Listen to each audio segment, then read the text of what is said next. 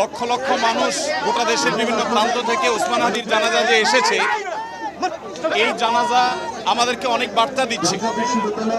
বাংলাদেশ তৃষ্ণার্ত পাখির মতো অপেক্ষা করছে এমন কিছু মানুষের, যে মানুষগুলো এদেশের স্বাধীনতা সার্বভৌমত্বের জন্য, ইনসাফ এবং ন্যায় বিচার প্রতিষ্ঠা করবার জন্য, জনগণের অধিকার আদায় করার জন্য নিজের সর্বোচ্চ শক্তিকে যারা আল্লাহর রাহে কোরবান করবে, এরকম কিছু তরুণের জন্য গোটা দেশের মানুষ অপেক্ষা করছে।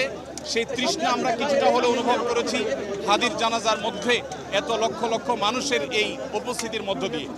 আমরা শুধু একটি কথাই বলতে চাই, আমাদের আরো হাজার হাজার শত শত হাদির প্রয়োজন, আমাদের ঘরে ঘরে হাদির প্রয়োজন। আমরা যারা এখানে এসেছি, ওসমান হাদির এই চেতনা, তার আদর্শ এবং তার যে সততা, তার যে নিষ্ঠা, এটাকে যদি আমরা ধারণ করতে পারি, আমরা যদি তারুণ্য ধারণ করতে পারি, তাহলে আমাদের বাংলাদেশ ভিন্ন এক বাংলাদেশে পরিণত হতে পারে। বিশ্বের মানচিত্রে আমাদের মাথা আমরা উঁচু করে দাঁড়াতে পারি। সেই প্রেরণা যেন আমাদের তরুণরা ধারণ করতে পারে। হাদির আদর্শকে যেন আমরা প্রত্যেকে বুকে ধারণ করতে পারি এবং আমাদের প্রিয় স্বদেশকে, এদেশের স্বাধীনতা, সার্বভৌমত্ব, ন্যায় বিচার, এদেশের উন্নতি অগ্রগতির জন্য আমরা সবাই যেন যার যার জায়গা থেকে সর্বোচ্চ শ্রম, মেধা, জীবন, যৌবন সব আমরা প্রমাণ করতে পারি। সেই শিক্ষা যেন আমরা ধারণ করতে পারি, এটাই হলো একমাত্র চাওয়া।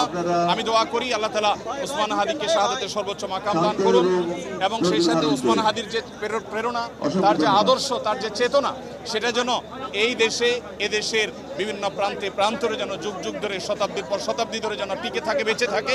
স্বাধীনতা সার্বভৌমত্বকে ধারণ করবার মতো তারুণ্য যেন আমাদেরকে আরও উজ্জীবিত করে, আরও অনুপ্রাণিত করে। আমরা আরও বহু ওসমান হাদি আল্লাহর কাছে কামনা করি এবং ওসমান হাদির জান্নাতবাসী হওয়ার জন্য আমরা দোয়া করি।